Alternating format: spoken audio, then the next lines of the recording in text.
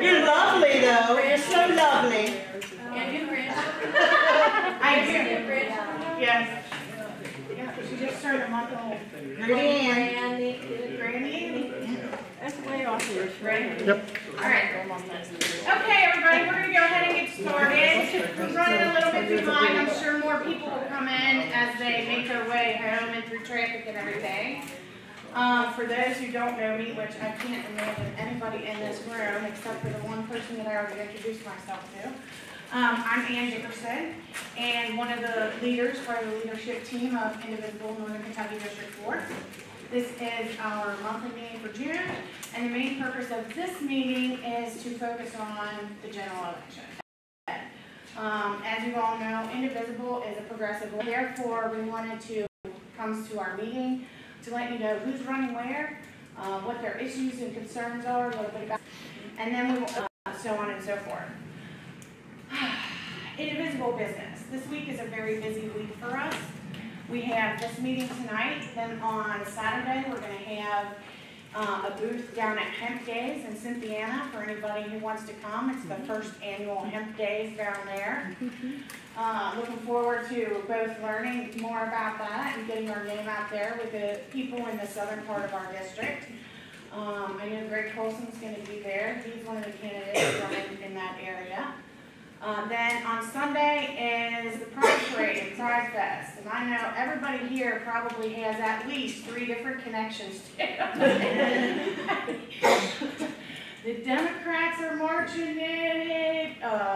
We're going to be in it. There's different candidates that are going to have their own individual things. Plus, there's the Moms Demand Action people that will be there. There's, what other groups? Is the Sierra Club coming?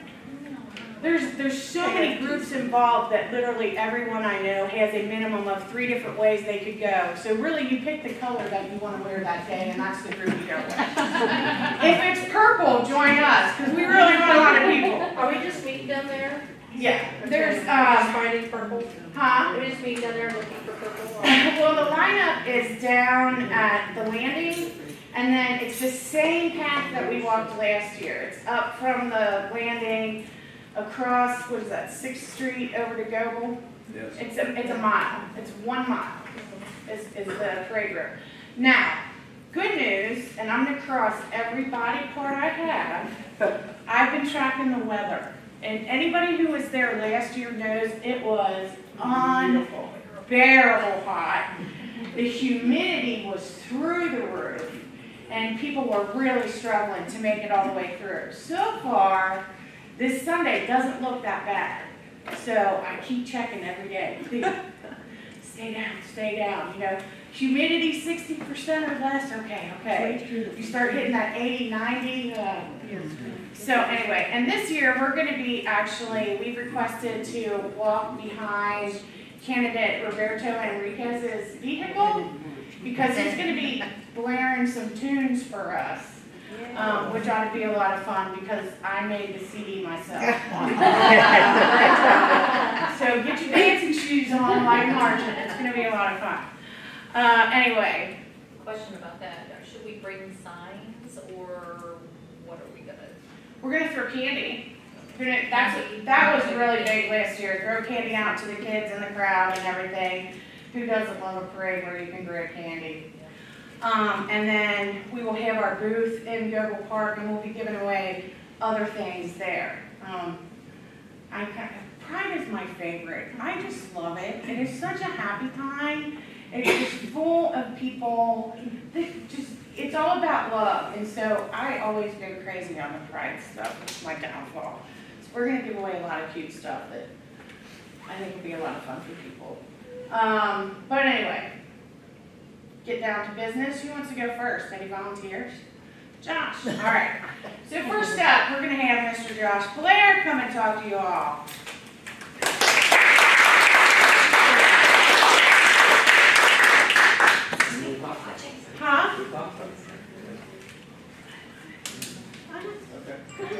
Huh? Yeah, so I apologize. I actually have to leave early. My daughter has a baseball game, and the last 3 have been rained out. So today's kind of a big deal because it's been weeks since there's been a baseball game. My name is Josh Blair. I'm running for Kentucky House District 63, which is Fort Wright down to Edgewood, maybe Central County. Interesting fact, I'm the first general election challenger for the seat in 18 years. So it's been since 2000 I've been challenging on the general election ballot. I teach in NKU. I have 3 kids who are going into, I guess, now 8th and 4th grade. My daughters are twins. So obviously a big supporter of public education. And I've spoken before, probably, he's more happy in here, and probably spoken to in front of a lot of you. I don't want to kind of rehash a lot of the same things, but interestingly, actually on the way here, I had a phone call with a local firefighter, and there's a lot of talk, this past session about this pension bill, right? And obviously it affects some people in this room, teachers, obviously police officers, firefighters, social workers, other state employees. And so, one of the things I think, I haven't really heard a lot about is some of the long-term effects on that. So, it's really going to make our communities less safe. My district that I am running for to represent includes Villa Hills, Fort Mitchell, Edgewood. These are consistently ranked some of the safest neighborhoods in Kentucky, and sometimes some of them in the country. There's a reason for that, because we have good schools, because we have good police departments, good firefighters. Josh? Yeah. Sometimes you drop your voice and I can't hear. Okay, sorry about that. Sorry. That's sure that sure voice on. That's okay. And so, so there's a reason for that, right? There's a reason why property values in Villa Hills are so high. There's a reason why property values in Edgewood and Fort Mitchell are so high. Now, I'm not running, because of people's property values, but when I hear people say, oh, well, why should we give more money to the schools? Why should I care about the pension? Why should I care about this and that? Well, surely you care about the value of your home. Surely you care about the safety of your neighborhood, your community, your city. And it's no coincidence that, Beechwood, River Ridge, Hinsdale are in Villa Hills, Fort Mitchell, and Edgewood. I mean, there's a direct correlation between that.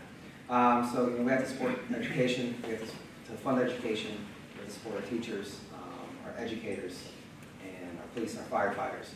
So, going back to that conversation I had with that firefighter, he said that, there's concern that with both recruitment and retention of firefighters. And, I've heard that also from a local police chief that I had a conversation with, that there's concern about retention. Because if you take away that pension, or you kind of water it down, why wouldn't they, say, go work at Fidelity? They get nights and weekends off and paid holidays. They're making probably about the same, they get matching 401k. So, it's not going to happen today or tomorrow or next year, but, a few years down the road, we're not going to have these seasoned veteran teachers, police, and firefighters. There's going to be a lot of turnover, and it's going to change the nature of our community, our state, of Kentucky, and certainly the district where I live. And I think that's something that I don't hear a lot about, and I think that's the answer, I give to people who say, well, I'm a Republican, why should I vote for you? So, well, this is why. We're not, maybe you don't care about the teachers, maybe you don't care about the schools, but certainly you care about the safety of your community, or the safety of your community, things like that. So, so there's a lot at stake, and our elected officials should do 2 things. They should get things done, and they should do the right thing. And too many of them have either not done anything, or when they do something, it's not the right thing. Obviously, this pension bill was a last minute kind of thing, kind of shoved through there. Also, kind of wrap up here in a minute.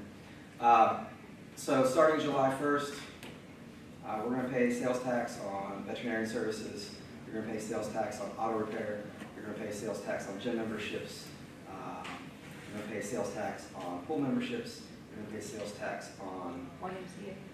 Yeah, gym, any kind of memberships, home cleaning, all kinds of things, right? So we're going to pay 6% on that. And we have no idea how much revenue it's going to generate. No idea. So, we have tax reform, which we do need tax reform, but not this tax reform that was pushed through literally on the last day.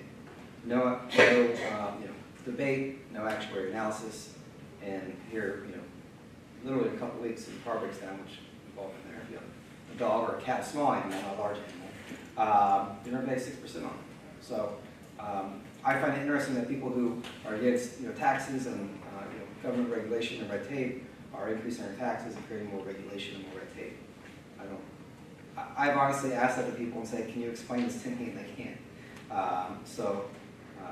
Those are some things that we're up against. When I'm elected, I will fight to fully fund our public employees, our state employees. I really do want to keep taxes low for everyday people. I don't think we should be paying more for these things. They're talking about taxing groceries and prescriptions. That's still out there. That's still, that could come next session, perhaps, depending on what happens in November. I really, I love Northern Kentucky. I was born and raised here. I moved away for a few years for work, and I decided to come back here to raise my family because it's a great place to live and for them to grow up. And I really, am worried, truly worried that the integrity of our community is going to change for the worse in 5, 10 years when my children are starting to become adults. And that's one of the big reasons why I'm running to keep our state and certainly Northern Kentucky on the right trajectory. So any questions? Yeah, question. The new taxes that are going to be starting to be collected, is there any oversight or accountability of where this tax is how they're being collected, how they're being accounted for, and how they're going to be distributed? That I'm not sure. Maybe another. So I'm a small business owner, and my business is affected by this tax. I own yoga studios. I talked to a lot of other small business owners who are in the same boat, and not any one of us has received a single bit of documentation from the state yet to figure out how to implement this, and it goes into effect July 1st. Yeah.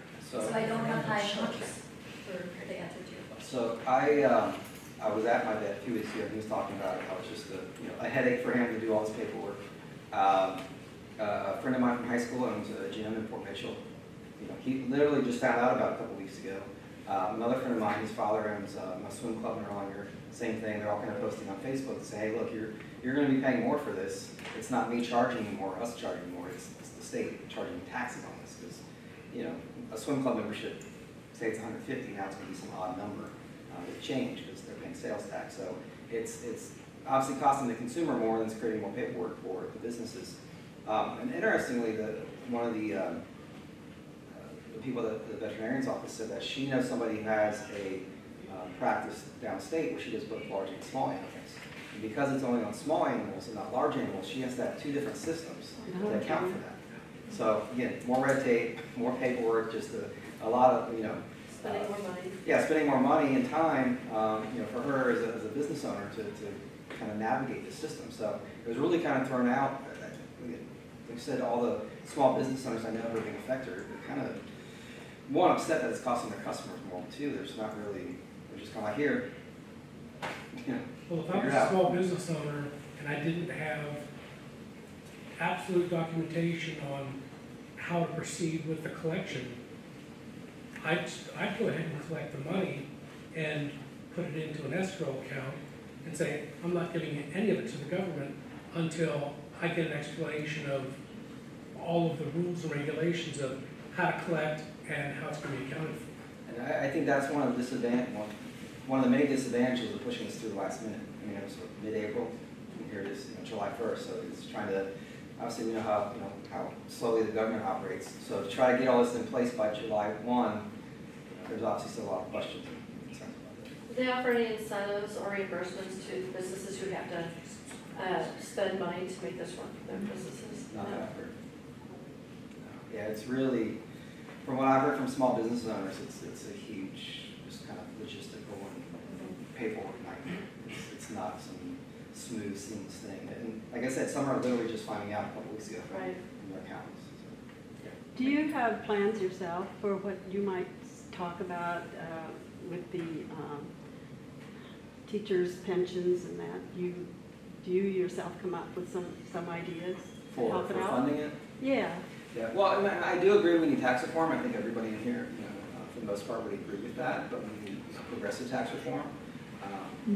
Raising the cigarette tax $1 isn't going to raise revenue in the long term. It does in the short term, but people stop smoking because of it, which is good, for health benefits.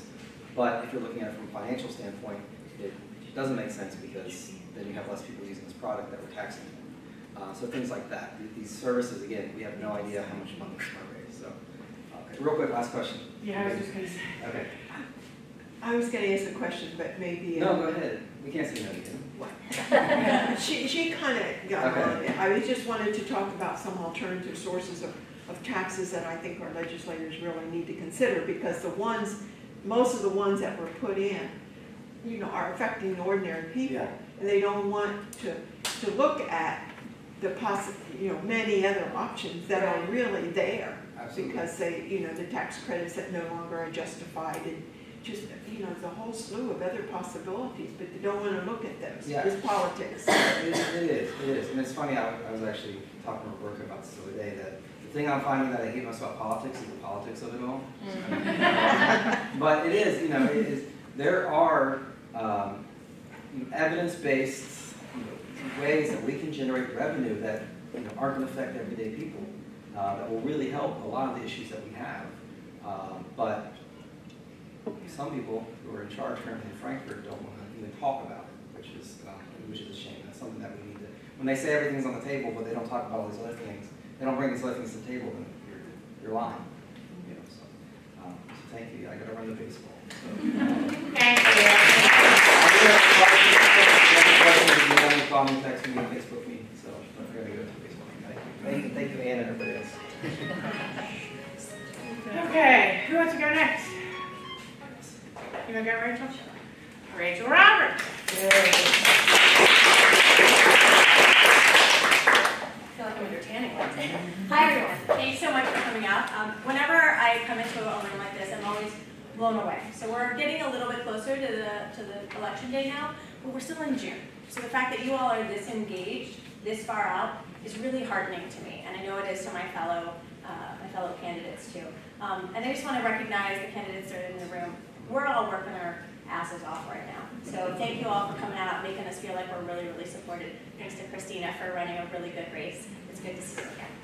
I'll tell you a little bit about me, and I'm going to do it by telling you a story. So I'm a small business owner. I'm known for being a storyteller.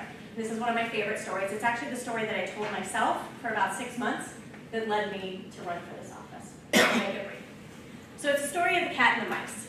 So there's an old-time grocery store, and it is inhabited by a single purveyor, a single owner, who's a sweet man, and a whole bunch of mice who live in the walls. And they have a very symbiotic relationship because some nights the owner of the store is too tired to sweep the floor, but in the morning when he comes in, magically all the crumbs have disappeared. So they go on like this for many years. It's a very happy existence for both of them. But the old man grows a little lonely, and he decides to take in a cat. And he's unaware of how this will affect the mice that he shares his space with. After a few weeks, the mice are in dire straits because the cat is adept. He is sneaky and quiet, and he is wreaking havoc upon them, and they're starving. So they call a meeting of all the mice, and they say, what is to be done about the plight of this cat? And they all start offering solutions, but they get shot down for one reason or another until one mouse raises her hand and she says, I have an idea. The problem with the cat isn't that he's there. We can coexist with him. We just need to know his intentions. We need to know where he is and be able to hear him. The solution is that we need to hang a bell around the neck of the cat. And they all rejoice. This is for sure the solution, except for one mouse in the back who clears his throat and calls to their attention. That's great. But who among us will be the one to bell the cat? So at this moment in time, there are a lot of cats. Matt Bevan is a cat. My opponent, Will Schroeder, is a cat. The attack on teachers is a cat. You can pick whatever cat you want. The fear of our children in our schools, the attack on small businesses. We got a lot of cats. And we all need to figure out what our cause is that we're going to be brave enough for, to be champions for. Not all of us are going to be able to run for a seat like this. To run for a seat like this is hard. Call, Daryl and I, Josh, we're all in this full time. We've stepped away from our businesses and our lives because a full-time commitment is what it takes to flip a seat from red to blue in this state. Not everybody can do that. So we have those privileges, we have that duty to run for these offices. But everybody can volunteer in some way. Everybody can donate something, even if it's $1. And never doubt that $1 matters, because other donors look at the number of donors you have, not just the dollars you've raised. So $1 is a donor, and that matters. And you all can help us spread the word. You can help us educate everyone on the issues that are important to you. It's a midterm year. turnout was abysmal for the primary. We have to get voters to the polls this fall, or we're not going to flip these seats. So here's my challenge to you. I need you to donate. I need you to volunteer. Whether we're in your district or not, anyone can donate and anyone can volunteer to any candidate that they care about. And then my big ask is this. I need you to get 5 other people to the polls with you this fall. And what I mean by that are 5 people who wouldn't vote because they don't have transportation and you're going to drive them. Or because they don't know that they're eligible for an absentee ballot, and goodness only know Kentucky makes it hard, but if you can't take off work or you can't get child care, you have the right to vote absentee. Or, and we all know these people, they're so disenfranchised with politics that they think their vote doesn't matter, and we're going to remind them how much it does. My name is Rachel Roberts. My district is the 24. It is Campbell, Pendleton, and Grafton counties. My issues are these: education, education, education. It starts there. I'll talk to you about revenue, I'll talk to you about job creation and small business development, but if we don't have an educated workforce, we're not getting any of those. Okay? Anything I can answer for you quickly. I don't want to take any of my fellow candidates' time away from them. But I didn't give you a lot of policy, because really what I want to do, I know I'm preaching to the choir in this room, I just want to motivate you. And I also want to leave you with this. These are winnable seats. We're really going to affect change this year, and you're going to be a big part of it. Anything I can do? Yeah? I'm concerned, maybe that clientele isn't here. Yeah. But I'm concerned about them. I'm concerned about these awful, terrible, horrible healthcare requirements. Yes, The hoops that people are gonna have to jump through. Yeah. Keeping 3 accounts and reporting every time their working hours change. Yep. Or the number of days they work change. There's just so many crazy requirements.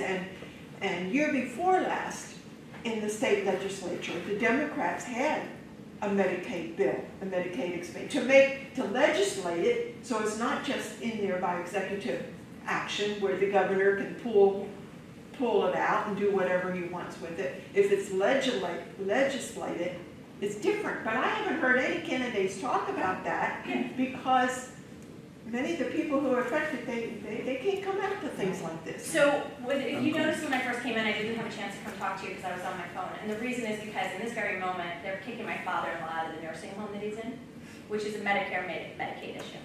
This is a real issue that affects all of us. And none of us is more than 1 degree of separation away from somebody who's on Medicare or Medicaid and having to make this fight every day. We know why Governor Bevin is doing this to Medicare.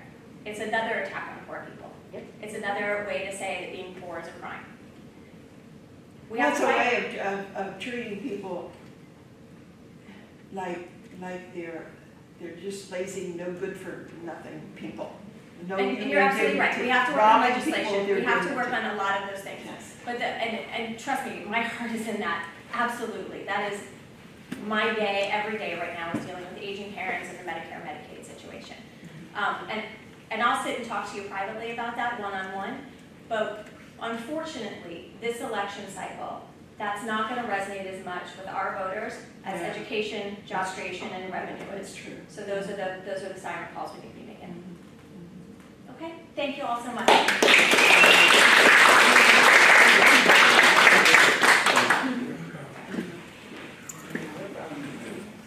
Oh, you're next? I'll go next, yeah. Good evening. Let me say, along with everybody else, it's great to see a room full of people here. Thank you for coming. Thanks for caring. And thanks for being interested in us who are running what we want to do. I'm Carl Owens. I'm running in the 69th House District. I'm running against Adam Koenig. I did just win a primary, and it was a great victory because now I can run against Adam. That was always my intention and my hope. So we're done with that, and we're moving on. We're getting ready to run this fall. I just want to tell you a couple of minutes, very few things about me, very quick, and then I do want to talk about some issues because I think they're really critical to motivating people to participate in this campaign.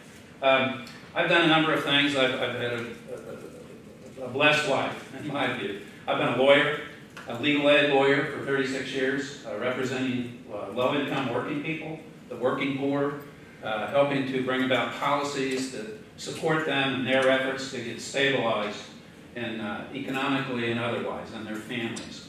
So that, I felt very privileged every day of my life to be able to draw a paycheck for doing that work. It was incredible. That career ended, so to speak, a couple of years ago. I'm a teacher. I'm a law professor. I teach at Chase. I taught at the UC Law School for 21 years. I teach poverty law. It's what I know about. It's what I care about. And it's what animates me and animates some of the students to learn about how the law and poverty intersect for better, good or ill. There's a lot of that. Okay. I've been a public official. I was elected to the Covington School Board in 1992. Then I was elected 4 times, served 16 years. So I had a very, very in-depth participation in a local government. Our budget was larger than the budget of the city of Covington in the school system, and dealt with all the challenges that inner city school systems have with urban poor people. And finally, my entire career, all that stuff I just mentioned, being a lawyer, being an advocate, being on the school board, and being a professor on poverty, all that stuff involves a lot of policy work. I've been involved in public policy advocacy my entire career. What does that mean? Basically trying to change the law to benefit people, ordinary people, poor people. And poverty was a major focus of my life. Frankly, still is. What I always cared about. 5 years old, they took me to Sunday school. They said, feed the poor, feed the hungry. I said, well, that makes sense. And my takeaway was, well, if we take care of each other, we're all better off. And that sort of animated my life and still does. So those are the things that I am and have done, quickly put.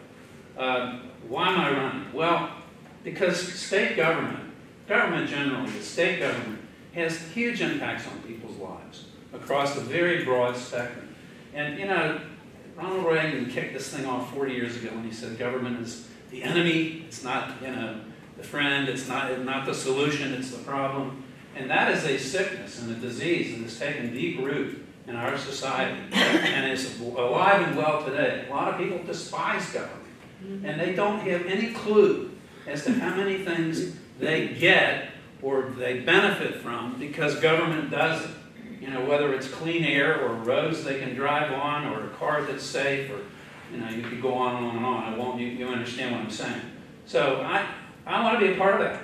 I have been a part of it in a different framework when I was on the school board. I want to take all that experience that I feel so privileged to have had in my life and all that I've learned and experienced from that and bring it to bear on these problems in Frankfurt.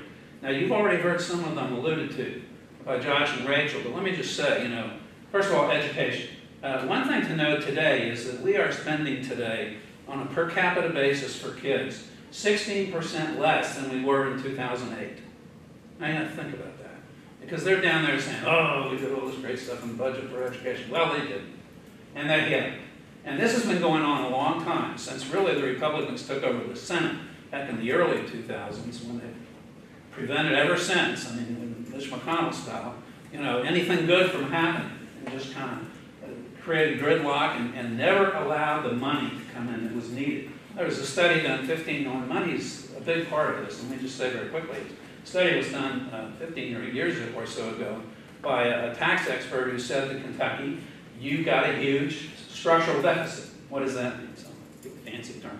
Well, it's not so fancy. What it means is you don't have enough money to pay for the things that you're obligated to pay for by statute or by the Constitution. So, but did they do anything about it? No. It's been in gridlock ever since. So the things they've done have been, let's cut, or let's, bait and switch, or steal from Peter to pay Paul, or do whatever, but let's cut, rather than deal with the need for revenue. Now, tax reform is not central to my agenda. What is central to my agenda is education, health care, getting the Medicaid expansion cleaned up, getting rid of the waiver that's creating all the problems that you were discussing. There's a lawsuit pending with some of my friends in legal services. I hope they win it because the waiver should be held illegal. But it's going to do a lot of damage. It's going to take 100,000 people off of Medicaid if the governor has his way. And he even had the temerity to say, and if I don't get that, then I'll just shut it down altogether and kick 400,000 people off. I mean, what a pitiful example of a human being, much less somebody in government. Pitiful if they don't care. So, That's the nicest. so, you know, so I want to be a part of trying to fix education. I mean, I worked on the Pritchard Committee for many years. I worked on the School Boards Association Board of Governors for years, and in many other capacities to try to get policies that made sense. But I want to end by talking about money, because frankly, there's people say, well, money that can't solve all problems, and I said, well, I've never seen one that it can't help. So money is an issue. We can get money. Several people have said this. Let me tell you how. I wrote a study. I didn't read one. I wrote one for the Women's Network 4 years ago on tax reform. First of all, let's talk about income tax. It's the fairest tax. It should be graduated. This flat tax thing that they created is terrible. It's unfair to poor people.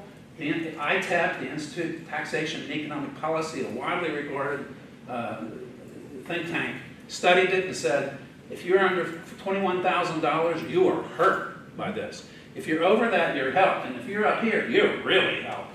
So it's one more example of let's, you know, completely richify the rich more and impoverish the poor more.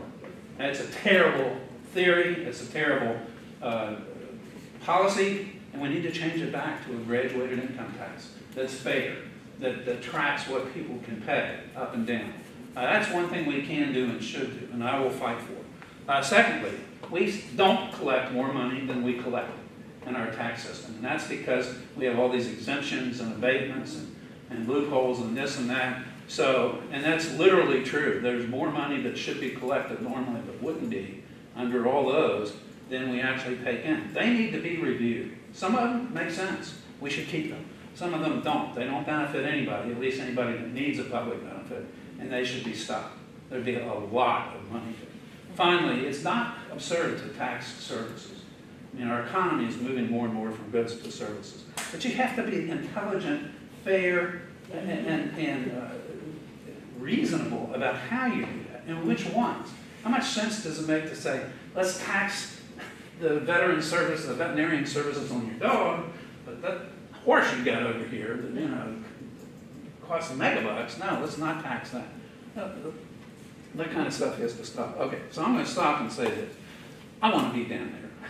I'm as honest as I can be about that. I really want to get down there and be a part of this process. I think I've got a lot to bring to the table, and I've got an immense amount of passion and energy for somebody who, at this point in life, but I'm telling you, I want to be there, and I hope you'll help me. Thanks.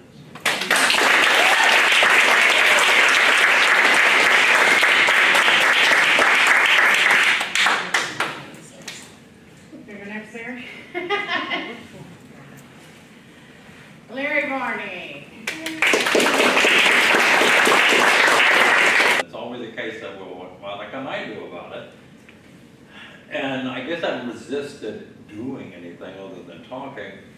And then I learned more about the Koch brothers and ALEC, the American Legislature Exchange Council, and what they do, and how they write up bills and give those bills to the different legislators throughout various states. And almost word for word, they then become introduced and they become law. And it's like, I thought this is, like something out of a really bad movie, that some dark force is taking over our country. And I kept thinking, that can't be true. The more I read about it, it is. And then, I guess the final straw was when I found out that my opponent is not only a big fan of Koch brothers and so on, they really like her. They've given her awards, they support her. That pushed me over the edge. I thought, I can't just keep complaining about it. I want to do something about it. I was a member of the Campbell County Conservation District for a couple of decades, helping out with farmers and just regular residents and so on.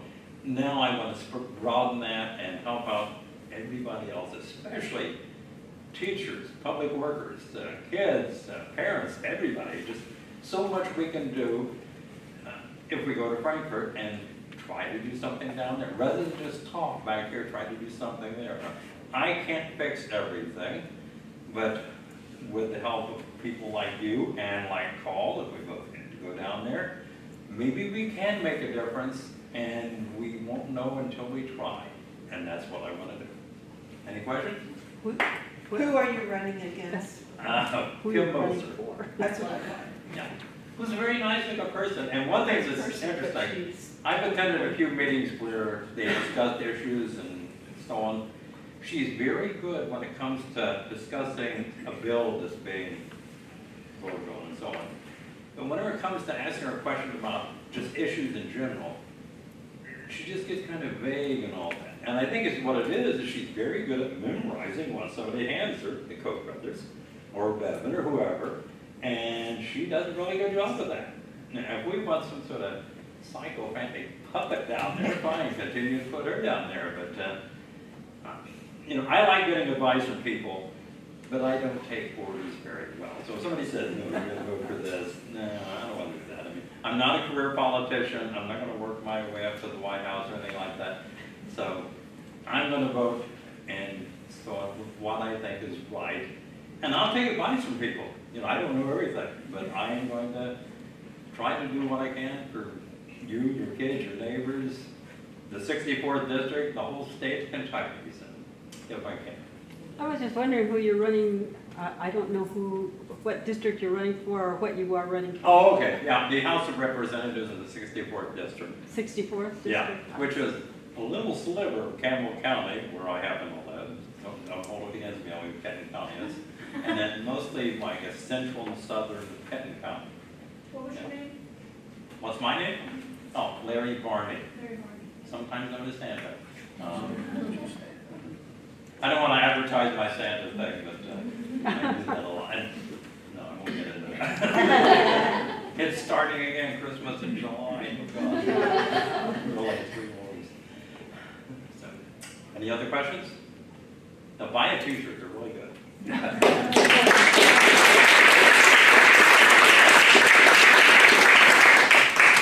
Carol, you're next. I can't be. I'll let you go next, so I can come over. Good evening, everyone. My name is Darrell Link.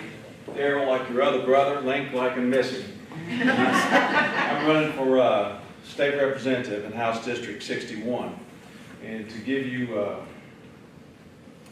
glimpse of what that district looks like, it runs from Morning View in Kenton County all the way west to Verona and Boone County, north and to Independence, and south to Georgetown, Kentucky.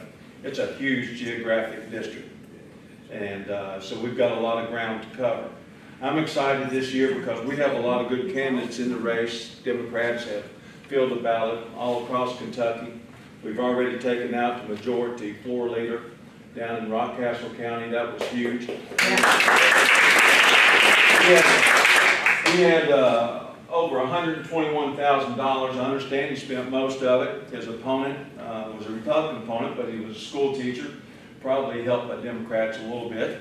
Had $16,000 and he won. That's awesome. Money is helpful. Money does help us win. Money helps us get out the message. Folks like you that are here this evening, who have taken time to come this evening, help us get out the message by knocking on doors, by writing letters, just telling your neighbors how important it is to vote. And like Rachel said, I couldn't have been more disappointed on primary day that we only had in my district about a 20% turnout. In Kenton County, I think it was 8%, and it was about the same in Scott County. We spent a lot of money to get voters to the polls, and they didn't go. And the only thing that's going to prevent these candidates here this evening, and candidates like myself going to Frankfurt, is we don't get our voters to the poll. We have to get people to the poll. We have to get turnout. Why can't we? I don't know, because you know the message is ours. Whether it's charter schools, we need to get rid of charter schools. We don't need charter schools in our state. We need to fund our public school system. Public school system is the great equalizer in our state. It gives every child an opportunity, K through 12 and also college. We haven't funded colleges now going over a decade. We cut them 6.5%. And so how do we shift the funding? Well, they've shifted the funding to families. Families are now paying for the tuition for their students to go, or the students aren't going, period, right? So we need to change that. We need to send good candidates down there that are going to fight for working families, to fight for people like you that are here this evening. And you don't have a voice down there. And why don't you have a voice? Because there are 700 corporations that are registered in Frankfort. Every one of them have a lobbyist. And those lobbyists have access to every senator and state representative down there. When they walk through the hall, they've got your ear. And why do they have the ear? Because they're giving them money in the off season. Look at our majority floor leader in the Senate. A corporation, actually it was part of ALEC, funded his trip to London, England. $25,000, put him up in the finest hotel, fed him, okay? He's doing the bidding for Kentucky Chamber of Commerce. They give him the Big Bad Award every year because he is doing their bidding. Chamber of Commerce is not for families, okay? Somebody said something about Medicaid. What are they doing with Medicaid? They're trying to disenfranchise people. Yep. They don't want you on the roll. They don't want to provide health care. Our governor said the other day, and he's my favorite politician right now because he gives us a message, but he said the other day that health insurance is not part of the invaluable contract, whether it be for the retiree, whether it be for the employee, just throw them off. They don't need health care. That's wrong, folks. That's wrong. Those people were made a promise. There are so many things wrong in Frankfort. Where do we start? Where do we start? We could start anywhere, and every one of them is going to be a hot button for you. That's the reason you're here this evening. Not to hear from career politicians like myself, and I am a career politician. I was county judge for 16 years. I was magistrate for 5. I was state director for the area development districts for 3. So 24 years I've been down there fighting a good fight. I watched the Republicans when they were in Bowdoin last year in the first week, and they passed right to work. They tried to get rid of unions all in the first week. All in the first week. They said they didn't have time for charter schools, and on day 24, the 30-day session, they brought it in and passed it in one day, just like they did this year with the pension bill, just like they did this year with that poor revenue bill that they come up with that people are now going to suffer come July and pay taxes. And they want to continue that. They want to continue that, and they will continue that if we don't stop them at the ballot box. We have to stop them. They haven't listened to attorneys, they haven't listened to CPAs, they haven't listened to actuaries. The only folks that they're going to listen to, if we get our people to polls and we send people to Frankfort that are going to represent you. I am excited, I am in Bowdoin for the opportunity to go down there and fight for you. I'm going to tell you a small story of why I am passionate about helping people. I watched my mom. We lived on the farm on Kiefer Road, just outside of Corinth, Kentucky. I still don't live too far from that area, but I live on a family farm on my maternal grandmother's place. And by the way, those that you follow me on Facebook, I've been cutting hay and raking hay and baling hay since Saturday. You make hay when the sun shines, right? You've heard that. But if you've ever been in hay, you've got hay where the sun doesn't shine. I've got hay in my shoes, I've got hay in my wallets, and I literally have hay where the sun doesn't shine. But nevertheless, I don't know why I digressed to that. I was going to tell you a story about my mother. My mother, bless her heart, is gone. She was a great example for me. There was an elderly couple that lived about a quarter of a mile from us, and their name was Dink and Tootie. Dink and Tootie were in their 80s. And we watched Dink and Tootie come down the road, and they were on their canes, and they could barely walk. They had been beaten black and blue by their son, who was in his 60s, and he would come home intoxicated, and he would just beat them up, literally beat them up. My mom always took Dink and Tootie into her home, and she always tended to their wounds and tried to help them as much as she can, and then we'd wait until their son Harry sobered up and we would take them home. And I had just got my driver's license when I was 16, and you know, that was back in what, 1969 or 70, something like that. And so I stayed out a little late that night. When I come home to the farmhouse, I started to go up the steps, and I come in at a late hour, about 1 o'clock in the morning. I don't even remember if we had curfews back in the day, but I come home at a late hour by my mother's standards anyway. And I started up the steps. Now, steps creak in an old house. You know, you can step on it, and it usually makes a noise.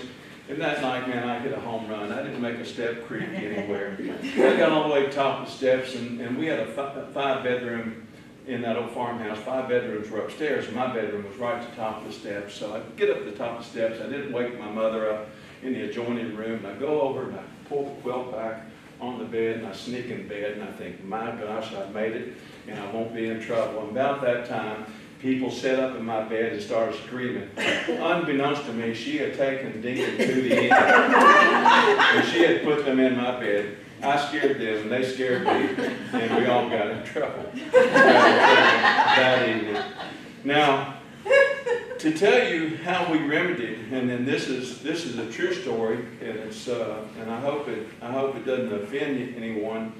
But my dad was a truck driver. He was in the Teamsters Union for 45 years, and Dad left on a Sunday evening. He didn't come back to Friday, so the boys, there were 5 of us, we did all the farm work there on the farm until Dad come home. But Mom really got tired of taking care of Dink and Tootie and having to watch them go through the misery that they were going through. And she told my dad, she said, you do something about that. Now, my dad was about my size. My brothers were bigger. And my dad said, come on, boys, we're going to take care of this problem. Harry's not going to beat up his parents anymore. So my dad went up there and he got Harry and put him in the truck. And in the back of the truck, got a coffee sack. He took my brothers with me, and they were all huge, 6'4", 240. There was 3 of them. They're all passed on now, too. But they took Harry up to the pond. They put Harry in a coffee sack. And they tied a rope to the coffee sack, and they threw Harry out in the pond. I thought they was going to drown Harry for beating up his mom and dad, but they didn't. They pulled him out, and Dad said, don't you ever beat your parents up again. And they picked him up again. They threw him in the pond again. They dragged him out by a rope. And I want you to know that Harry found Jesus in that coffee sack. He literally did. He started going to church after that, and never did he beat up his parents. And, you know, stories like that stick with me. But what sticks with me larger, and that's true, what sticks with me larger is the fact that we've got to help folks. You know, and we've got to step out of our comfort zone sometimes, and we've got to help them. And nobody is looking for a hand up, but there's a lot of people that need us to reach down and lift them up, just like somebody lifted me up along the way. Had a great deal of opportunities. Hopefully we seize those. But we can go to Frankfurt and make a difference. But we can't do it without you. And we can't do it without you getting active in these races. And tell us what that hot button is. How can we motivate people to go vote? You know, I think if we can get voter turnout to be about 40%, 45%, we win. We win. Who's my opponent? My opponent is Savannah Maddox. She is Damon Thayer in a skirt. She's already, it's true. She's already talking about consumption tax. And she wants to double down on consumption tax. And she has said, she's on record, that's the fairest tax. Because you only pay taxes on things that you spend. And if you don't want to pay taxes, then you don't spend it on those things. I mean, that's their view. So we've got to go. We've got to go to Frankfurt and do better. Again, my name's Daryl, like your other brother, Link, like I'm missing. And I've told you a lot of true stories, but I'll answer any question you may have. Yes, sir. How many coffee sacks do you think you're going to need?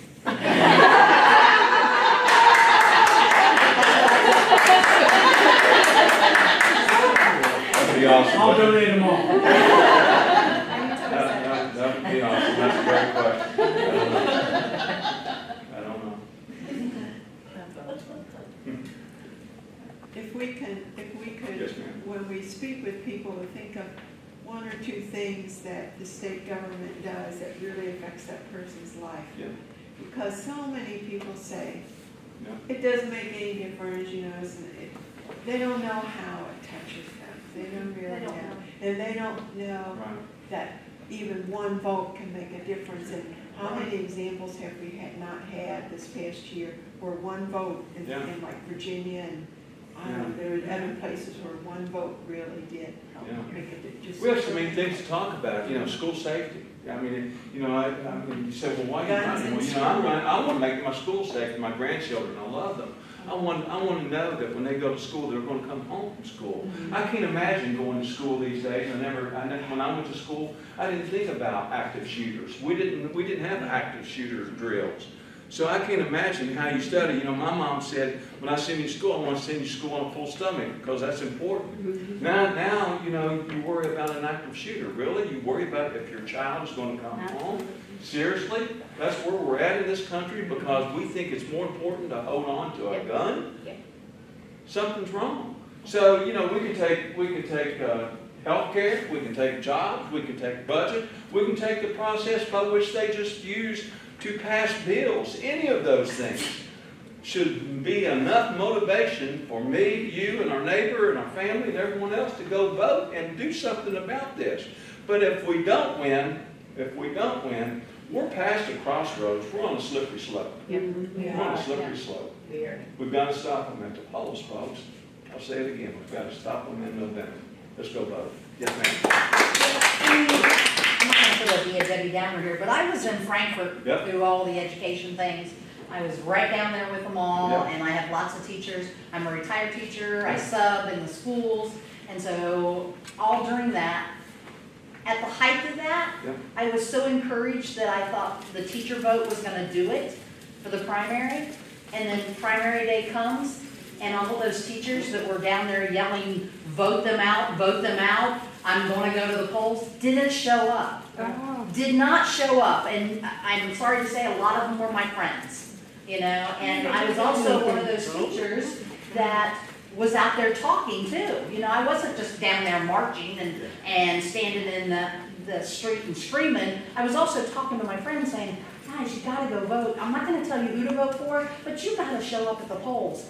How do we get those teachers to vote? What did they do? They're the ones. What did they say? Again, they're being very pessimistic. Oh, nothing's gonna do. They're not Nothing's anything. gonna change. Nothing's gonna change. My vote doesn't count. And they're all corrupt. But they're also have very much an opinion on guns in schools, much opinion on their pension, much opinion on the money that's being used and how it's being used. Charter schools are scaring them to death. And it still doesn't get them out there to use that one vote, that one thing, and I don't know what's in, I don't know what, and I would have thought that I'd have brought in more teacher votes than I did, and I almost feel like I let people down. I don't know what else I could have done though. Yeah, I don't know why. My yard's filled with signs, but.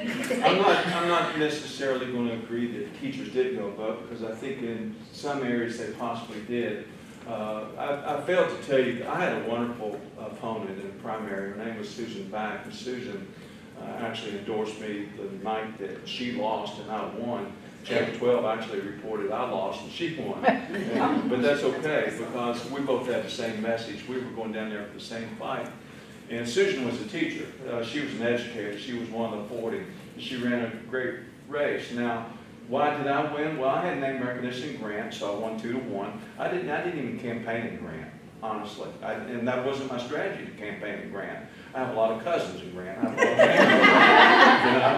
a lot of family. We're known to put the people in coffee sacks for the own vote.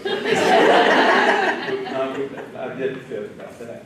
But Susan won in Kenton County. Now, she should have won in Kenton County. She won by 100 votes. That's where she's from. So she should have won. But she also won in Scott, which I found odd, and still find that odd today. Susan won in Scott by a couple hundred votes. And I have to think that that was probably educated related. And I asked Susan, she rode with me in the Independence Parade. Thank goodness she did ride with me in the parade. She knew everybody and waved at everyone. I said, throw them a lot of candy. I didn't know what's up. And so I said, Susan, so tell me about Scott County. What did you do that I didn't do? She said, Daryl, I went to the same event you did. You know, we campaigned the same way in Scott.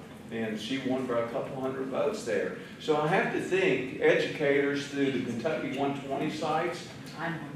Well, I think, and aren't they like secret sites? I don't know. I think that she was getting some mileage there. And there's a lot of talk out there, the 120, Nina, and all those people. But that's all they're all people Yeah. dropping out now. Yeah, but They're all now, dropping out, and whether they come back, but I do think that the teacher vote is our key, yes, because it's large numbers that Yes. could come out, yes, but I don't know how to reach them. yeah, You're not allowed to go into the schools, you're not allowed to go to the teachers' meetings, yeah, you're not allowed to be there, and most of them will say, well, you know, I'm so busy with my classroom, I'm so busy with my own family, I don't have time to go to those meetings and listen to them. Well, I was like, okay, then listen online. Because Or just vote like I tell you. well, I've done that too. They come up to me and they're like, yeah, who do I vote for? Yeah. I even had one when I was working the polls come up and said, who do I mark? Aren't primaries traditionally lower voter turnout they than? are, So I wonder they if are, they're probably like, okay, it's gonna be a Democrat, yeah. one way or the other, right, running in the Yeah. general election. Primaries are typically lower, and, you know, there's still a lot of confusion, there's still a lot of uneducated folks out there. We had a number of independents showed up on primary day to vote, they couldn't, obviously, you know, because the parties are trying to come up with their candidates. We had people who wanted to vote for the other candidate, the other party, they couldn't, we do that in the general. Yeah. So, you know, there's a lot of uneducation out there, but still, we've got to do better than 20%. I hope we get it over 40. I took more. I said give out a lottery ticket first. But who's gonna supply the lottery tickets? That's the question. There you go. Buddy, you wanna come up and talk? All right. Buddy Wheatley is next.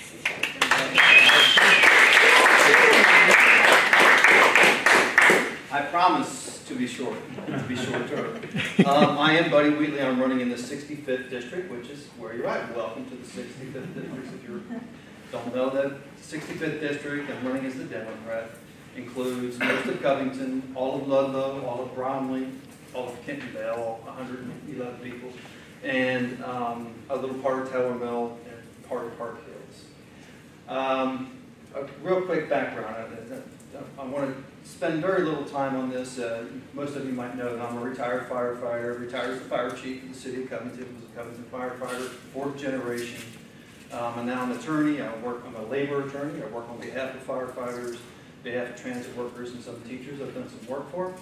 But I want you to we've been talking tonight about something we're really trying to figure out, and that is get people to the polls. So just take a minute, think back, November the 8th, 2016, you can close your eyes if you want to. And think about that moment when you realized, oh my God, who were they electing president? And it happened. 60 million people elected this person as president. You probably don't remember it as well in 2015, but the same thing happened in the governor's race. Yes. And these people happen overnight. We've got to figure this out. You know, I could preach to the choir here, but education, of course. You know, and there's no coffee sacks. In my family, there was just 12 of us, and we could barely, if you brought home coffee or cereal or something, it didn't last long. We used to, remember when my mom used to bring home those 8 packs of soft drinks, and everybody would grab one and go hide it. And that would be yours. And I remember one time when I don't know how old, and reaching into a register and trying to clean it out, and lo and behold, down goes an old Coke. It was like that growing up in a family of 12. And I was in the middle, and I've always been a person who is sort of negotiating for each side and figuring out who needs what, how do we do this, how do we figure this out. I did that as a firefighter. Actually, I started as a journalist. My degree is from the University of Kentucky in journalism. I was a journalist for the Kenton County Reporter for a number of years before I went on to become a firefighter. As I said, a fourth generation. And public service is in me. It's something I want to do. I have a passion for it. After I retired as a fire chief in 2008, I stayed working with public workers.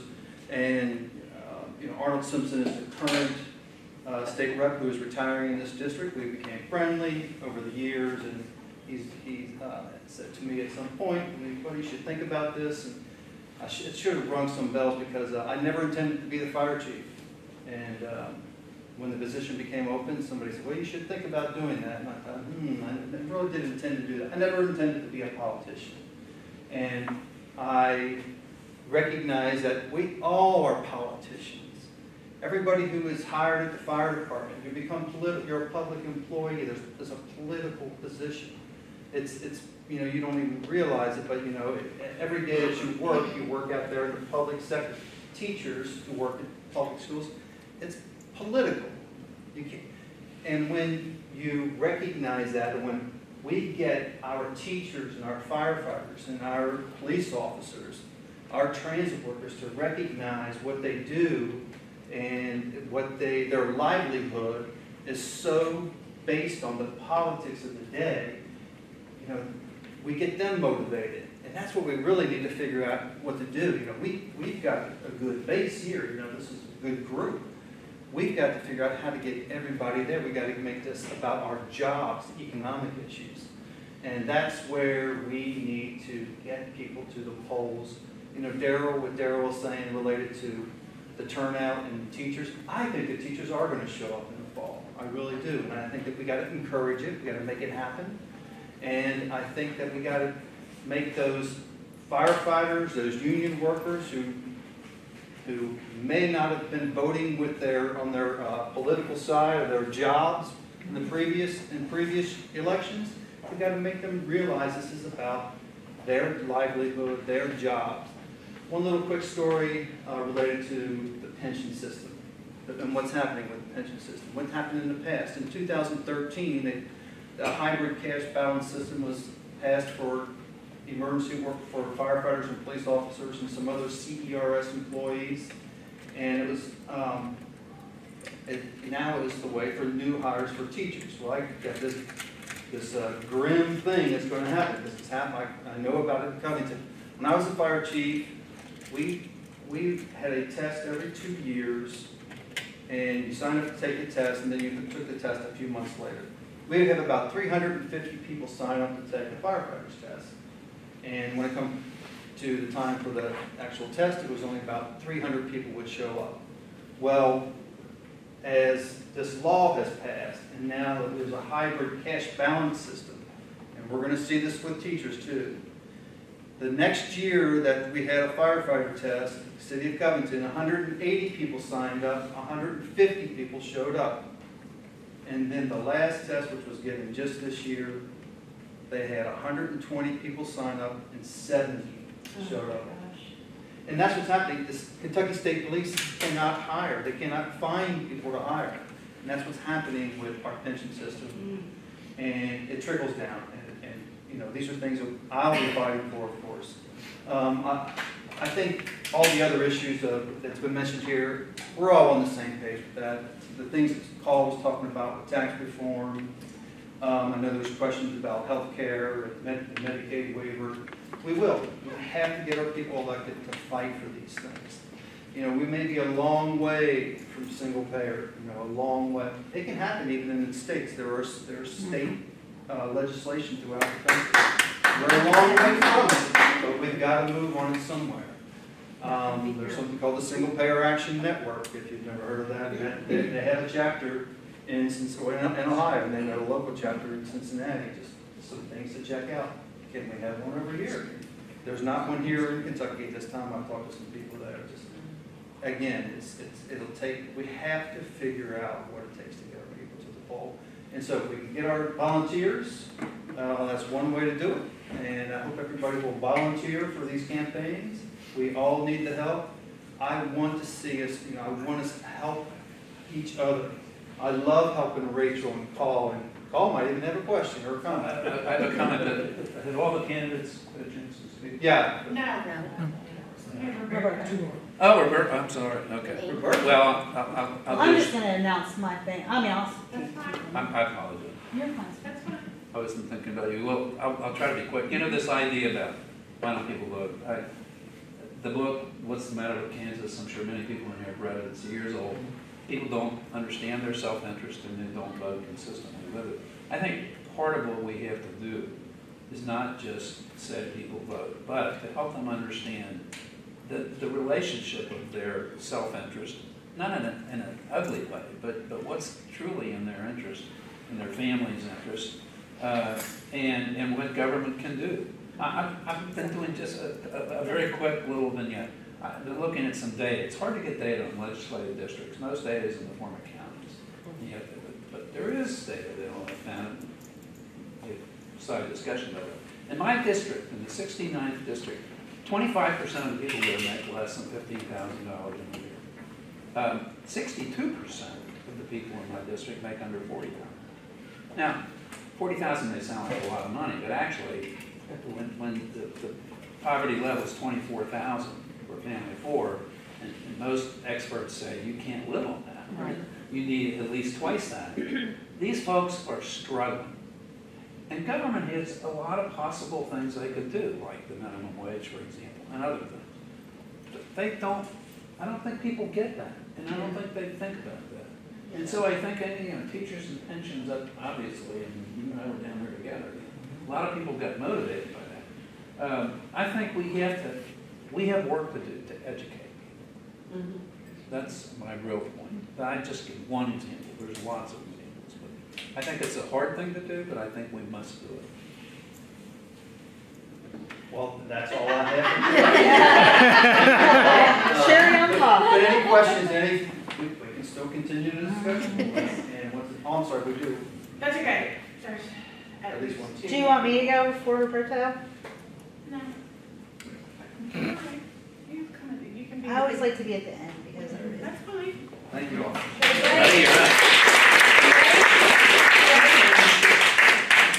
Does this mean he's not on the camera? I think he's got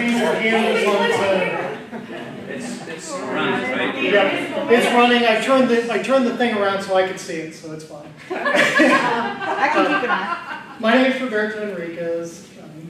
Many of you I've met before, and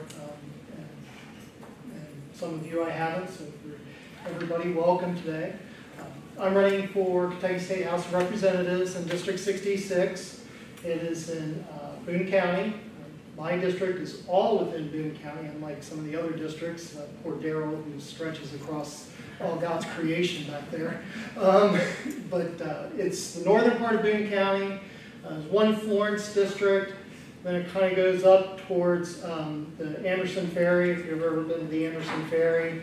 And then it goes downriver from there towards Rabbit Hash, not quite to Rabbit Hash.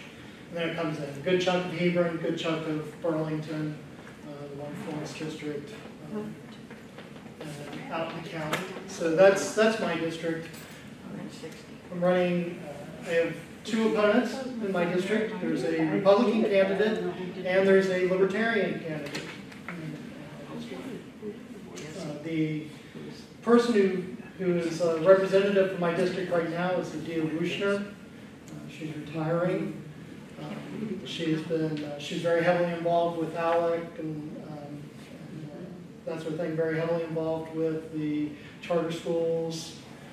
She's going out. She handpicked her replacement to run on a Republican ticket. While he hasn't really said anything about where he is on positions, I have to assume that if she handpicked him, that he must be aligned with that. So a couple things I want to talk about. Obviously education is very important. I'm a former teacher. I taught for a little over 5 years in public schools. Taught at Ryle High School in the business department. My mother is a retired teacher. I've been involved with KEA over the years. I was our BCEA, Boone County Education Association. That's the Boone County chapter of KEA. I was our building rep for when I taught at Ryle. I was involved with KEPAC, which is the KEA Political Action Committee, during the No Child Left Behind thing several years ago. That was when I was teaching, so I spent a lot of time going down to Frankfurt, talking to representatives and whatnot about that, trying to influence that. I firmly believe that every legislator, before they should be allowed to vote on any education issue, should have to spend a week in a classroom by themselves. Not just observing with the teacher there. They need to be like a sub in the classroom by themselves, looking at those kids, dealing with those kids, dealing with the issues that teachers have to deal with every day. I really think that they don't fully appreciate what happens and what our children are going through. And, when you have a child that, I was teaching high school, and one of the stories I remember was I had a student who, he was falling asleep in class, not just my class, but other classes. Teachers would get upset with them, and I was getting upset with them, and one day I finally, after class, I kind of stopped him for a minute. I'm like, hey, tell me what's going on. Why are you falling asleep in class? Is there something going on with you? Well, it turns out that his parents had both passed away, lived with his grandmother, who was elderly. She really didn't have much of an income, and he had to work to pay the bills.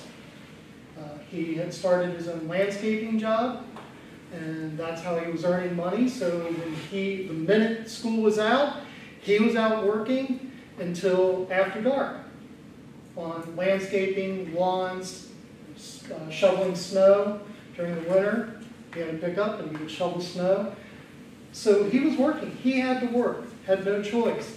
So when he came to school sometimes, yes, he was absolutely exhausted.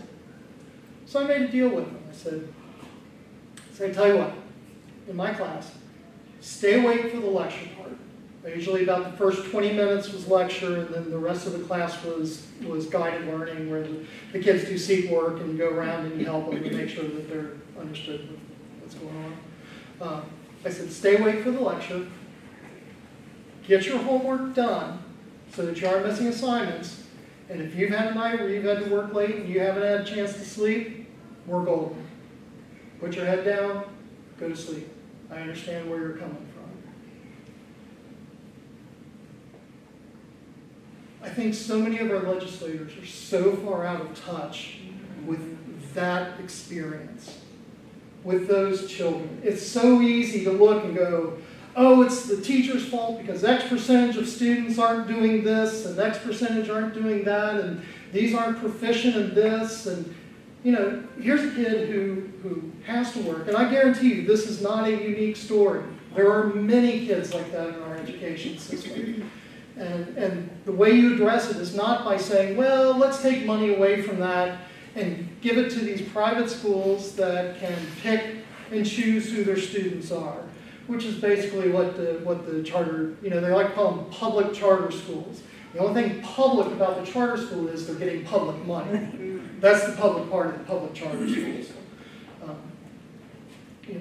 We need to fully fund our schools. We need to support our teachers and our educators. They are highly trained, highly skilled professionals. In the state of Kentucky, you're required to have your master's degree within 10 years of the time you start teaching. Name another business that requires their employees to all have a master's degree.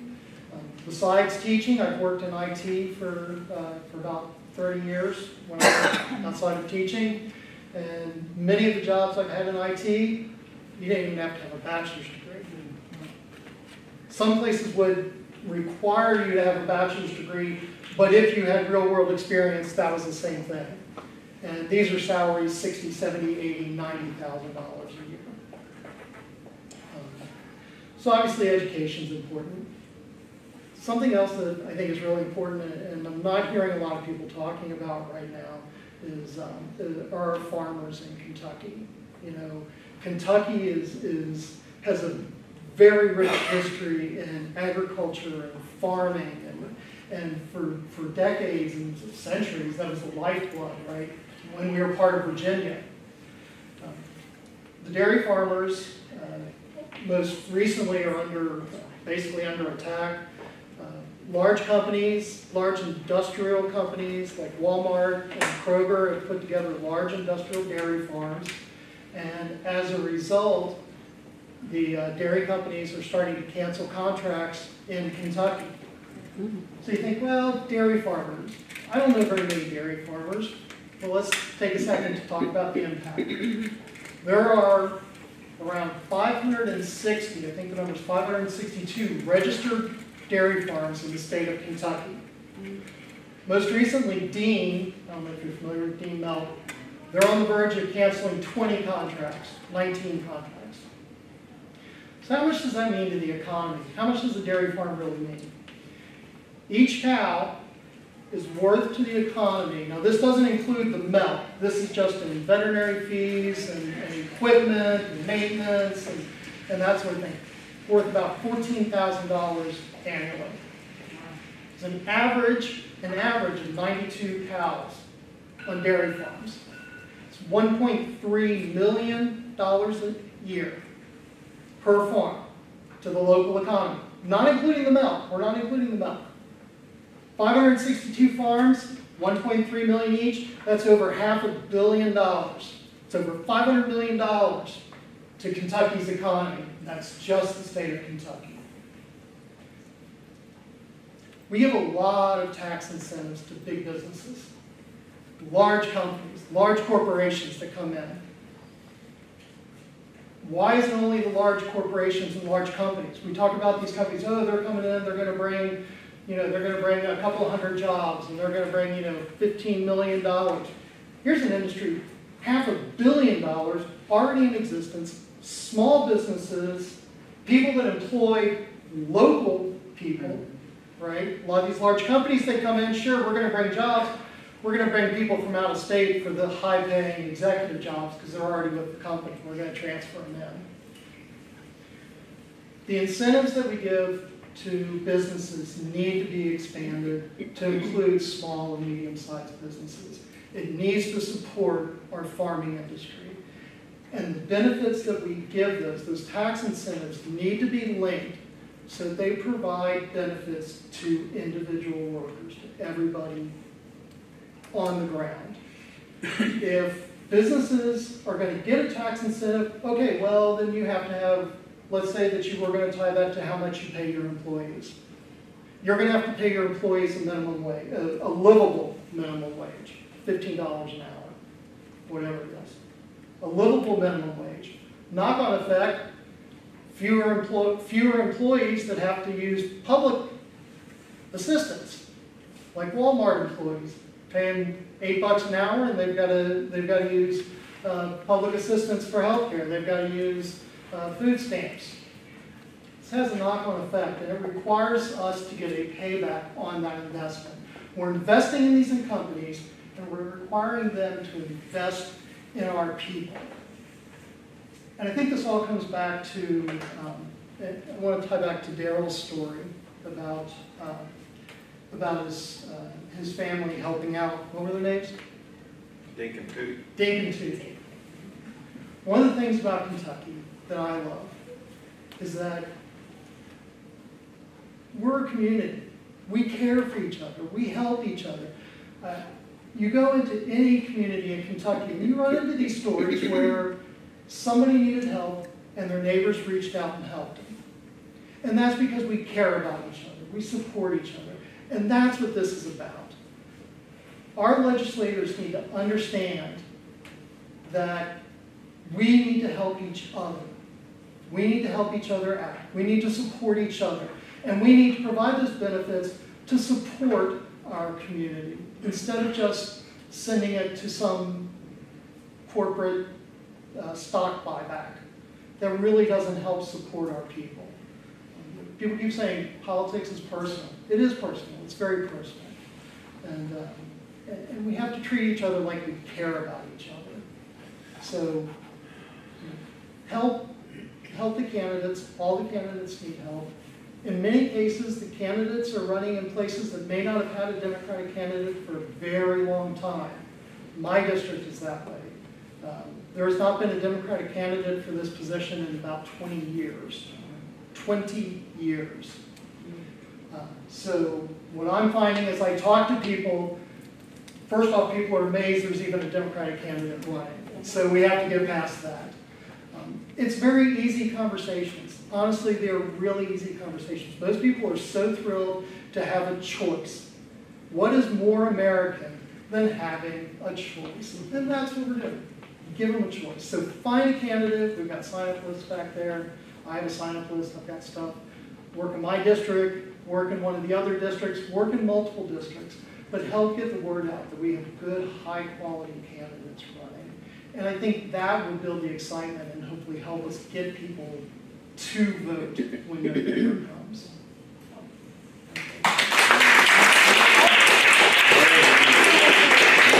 Okay, all right.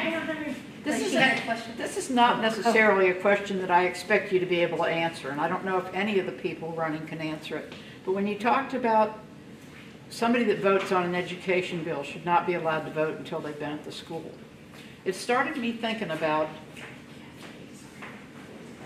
our candidates that are running on the Democratic ticket are mostly working people. And no offense to those of you who have been in politics or are attorneys or things like that, but it's just, I mean, I know in the federal government, everybody in there is millionaires or multimillionaires. And I wonder if the people that we're talking to in our areas would like to know that the person that they're running against is an attorney who's got $1 million, and the person that wants to represent you is you. Yeah, I'm 100% in agreement. The word. I just have to say, all attorneys don't make $1 million. Especially if you work for legal aid. If you work for legal aid, you don't make $1 million. I'm not saying attorneys, Just but saying. a lot of the people that are in the legislature have made themselves rich that way. You're right. Hi, my name is Amy Ferguson. I'm running for clerk in Boone County. So I'm not going to talk about the issues because I'm not going to be a legislator. I'm going to be an administrator. And Boone County is very much one team right now. And it's kind of like living in a neighborhood in Louisville and putting up a UK sign in your yard, you know? So you come out as a Democrat in Boone County. I approach people as a person, not as a Democrat. And, you know, honestly, I'm not running for this office to promote a party platform. There's a lot of cronyism going on in Boone County. You scratch my back, I scratch yours, and I'll make sure your guy gets what he needs because you're on my team. And there's a lot of people in Boone County that are not being represented, quite frankly. So I want to represent everyone. I don't care what letters after your name. I don't care if you're Republican. I don't care if you're Democrat. I don't care if you're L, a G, a B. I don't care. Everyone will be treated equally. And everyone will be treated with respect. And the way it's going now, my opponent, I mean, it's not hard to, I mean, he just doesn't even show up to work. So obviously that office runs quite well on the great team that is there. I went in there, I've watched, I've observed, I've talked to some of the people that work there, and for the most part, they're great people that hold it together. But they have concerns. They have concerns about the way they've been treated. There's been labor complaints against the office for unfair treatment because people weren't on the team. And I would really like to see that change. And so that's why I'm running. I am the only person running in Boone County that's not a state rep. So that's how much that team is ahead. But I do think that the Democrats are out there. You can look at the registered voters and you can see that they're there. And they're scared to come out and even say they're a Democrat. Yeah. Because you've got that UK sign in your yard. You know, you're on the Louisville street and you've got that UK sign in your yard. But we need to wear our Indivisible signs at, you know, shirts everywhere. We need to let people see it's okay to be a Democrat. It's okay to support these candidates. Hey, let's do it. Let's get excited. Your vote is your voice. Okay? And when it comes down to it, if you don't use it, you're going to lose it. And I think we need to break it down like that to people. Do you want a monarchy, a dictatorship? Because that's where we're going. Yep. Because you're not using the voice that you have. So I think shame people. I mean, I'm not above it. I was like, you know. I'm actually studying that before that. Yeah, I mean, and not in a mean way. You but just say, you can be, you can shame people and not be mean about it, you can. Any mom knows that.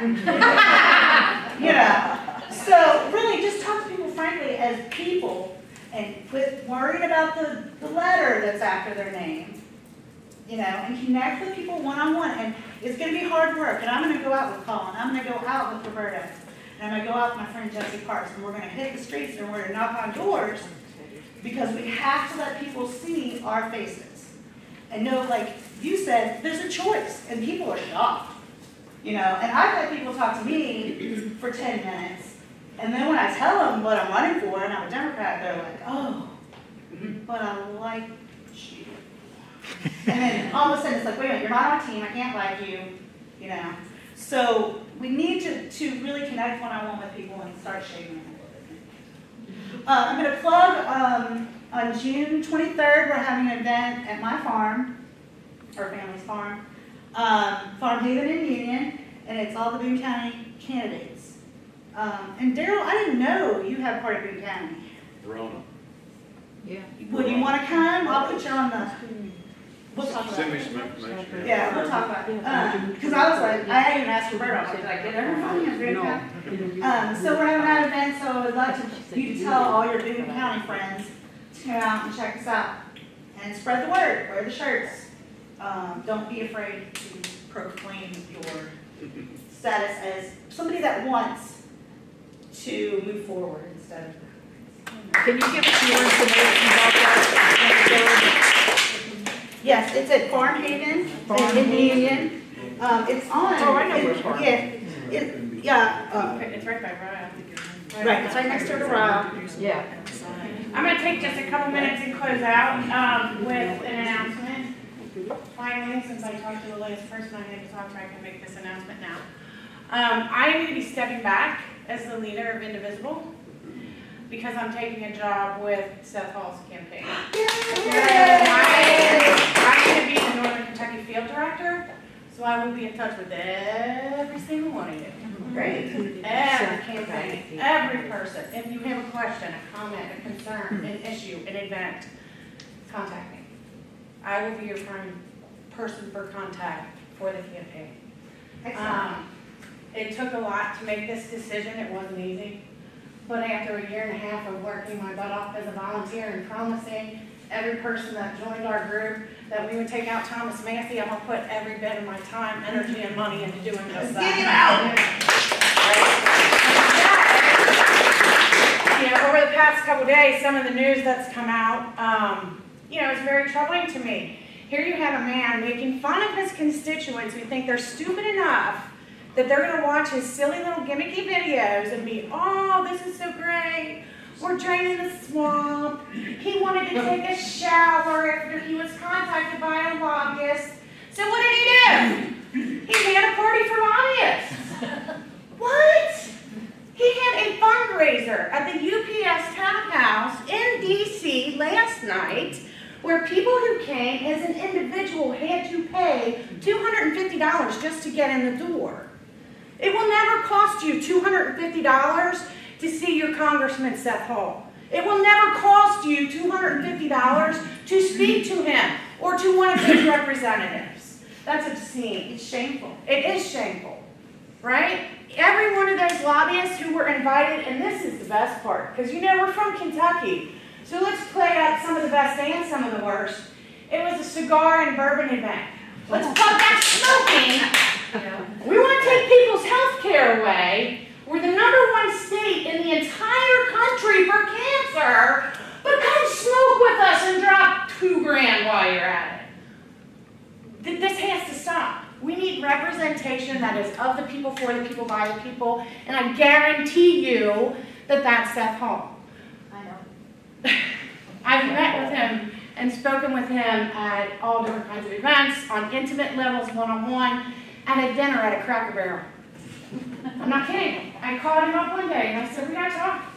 I was torn. I was back and forth. And this kind of plays into what everybody's been talking about voter turnout. So bear with me for just a second. I was torn. The #1 comment that I hear all across the entire district, Seth Hall's platform is beautiful. There's not one person who will say anything negative about his platform.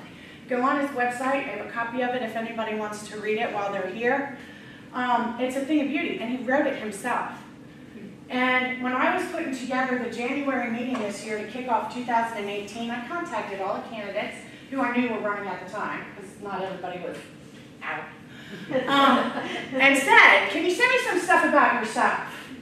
He sent me the entire thing. He sent me the document. He's like, what do you want? You want a platform? Here it is. You want bio? Here it is. Never hesitated, not once. So I said, let's sit down and talk. So I drove down to the Grange myself one night, and we had dinner with him and Cracker Barrel. We're the only two people left in the restaurant. It was like 9 o'clock at night or something.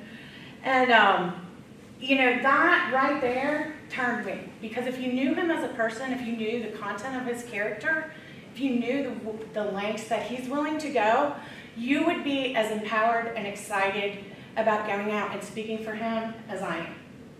And I mean every word of that. And those of you who've been with me on this journey for the last year and a half know that I don't use those kind of words or say those kind of things lightly. We're about everyone. It takes a lot for me to get that fired up about somebody. But this is a man who can sit down and tell you not just rhetoric, but explain to you why the rhetoric won't work, but steps to get us there. His two biggest things, healthcare and infrastructure for District 4, right? As he said many times at many different events, we have water pipes in our district that are over 100 years old. We're going to be the next Martin County if we don't watch out. These things are going to happen, right? What else do we have going on that we need to worry about? We still have parts of our district that don't have broadband internet access. How crazy is that? And then we also have just a terrible trend coming in District 4, and I've been watching this regularly over the last couple months. The increase in childhood poverty here is going to be a huge issue. We're very fortunate in this area in one regard because we're right across from Cincinnati, and so we enjoy the luxury of the kinds of events and activities that not everybody in Kentucky gets to take part in or see. And I think we tend to get very closed in our bubbles, right?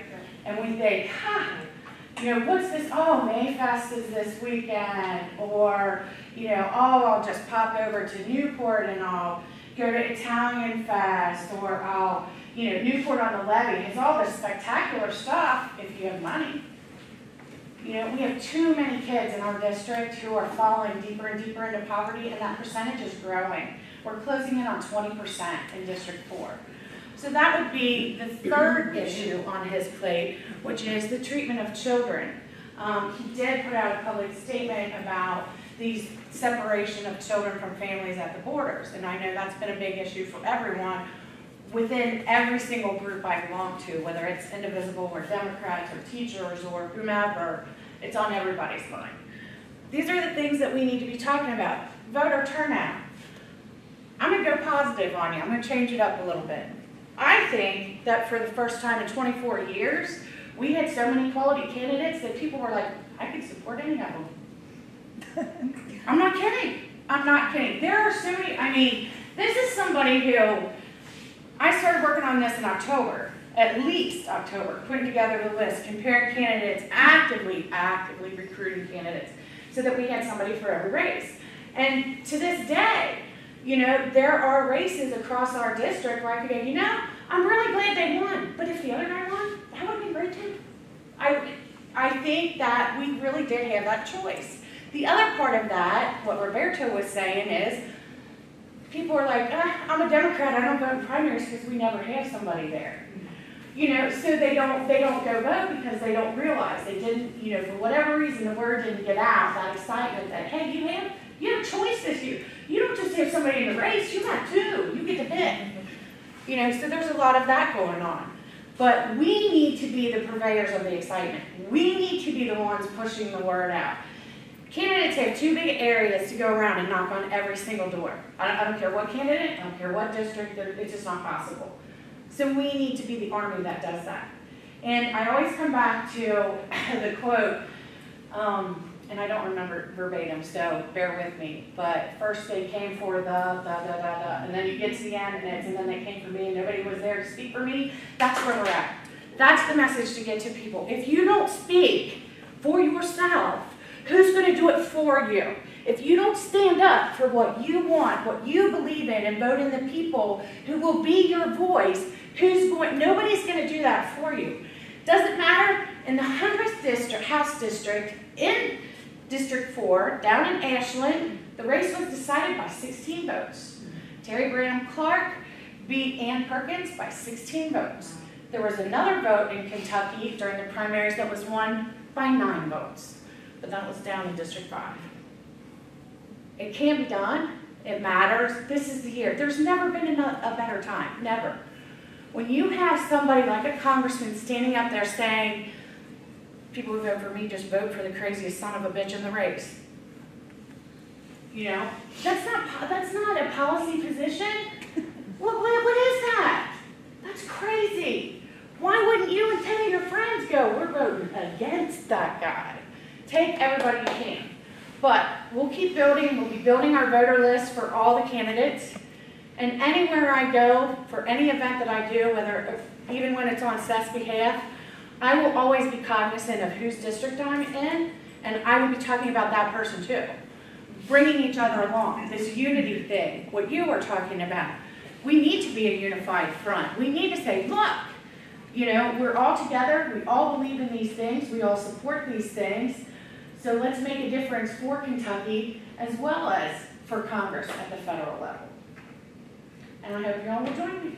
Can you tell us, since he's not here tonight, and you're speaking for him, what some events he's got that are coming up? With all of that, because I never met him during the primary. He'll be at the 23rd.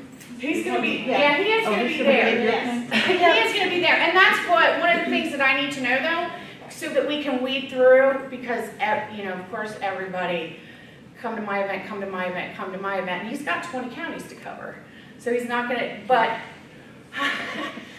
everybody has that little narcissistic, well, he ain't come to mine. He wasn't in my neighborhood.